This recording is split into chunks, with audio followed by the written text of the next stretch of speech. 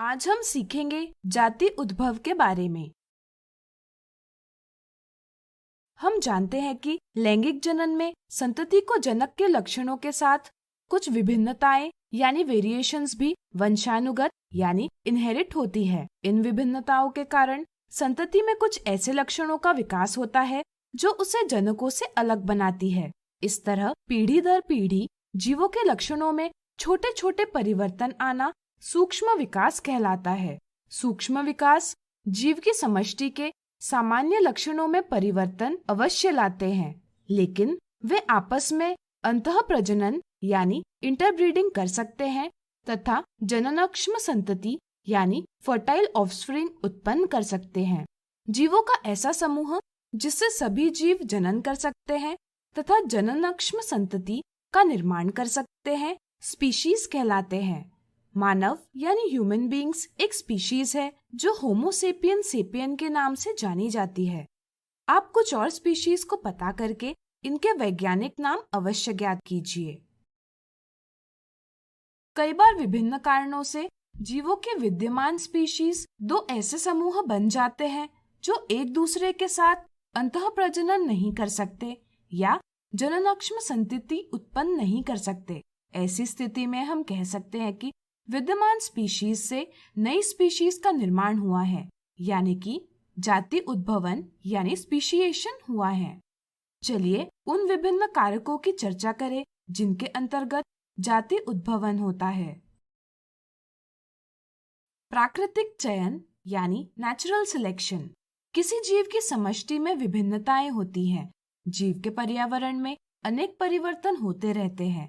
इन परिवर्तनों में केवल वे जीव जीवित रहते हैं जिनमें बदलते पर्यावरण के लिए उपयुक्त अनुकूलन है।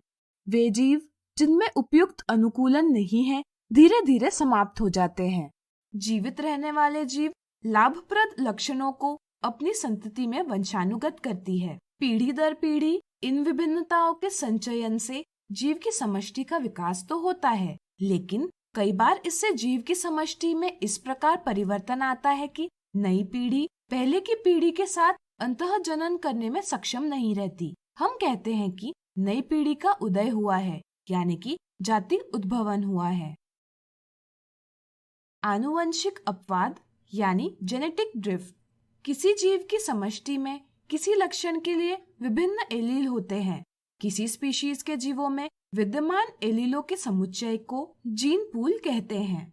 यदि किसी जीव की समष्टि छोटी हो तो अचानक होने वाली घटनाओं जैसे प्राकृतिक आपदाओं के कारण एलील के आवृत्ति में यादृच्छिक रूप से परिवर्तन होता है, जिसे हम आनुवंशिक अपवाद यानी जेनेटिक ड्रिफ्ट कहते हैं। इसके कारण आनुवंशिक रूप से नई समष्टि प्रारंभिक समष्टि से भिन्न हो जाती है। कई बार नई समष्टि का विकास इस प्रकार होता है कि एक नई स्पीशीज का उदय होता है।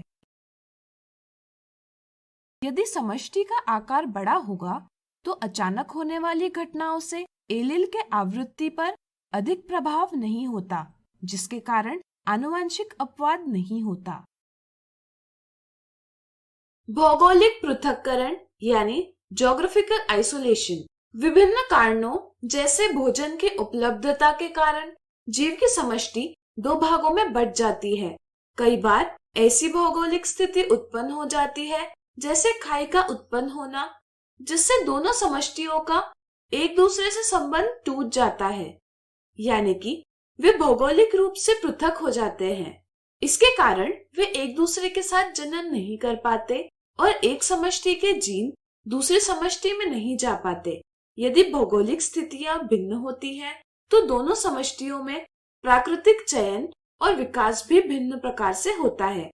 पीढ़ी दर पीढ़ी वे एक दूसरे से भिन्न हो जाते हैं। इसके परिणाम स्वरूप कई बार वे भिन्न स्पीशीज बन जाते हैं।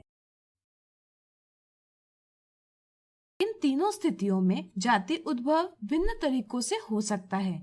जैसे डीएनए या गुणसूत्रों की संख्या में बदलाव आता है तो दोनों समूहों के युग्मक एक दूसरे एक निषेचन नहीं कर पाएंगे, परिणाम स्वरूप जाति उद्भव होगा। इस प्रकार आज हमने सीखा जाति उद्भव।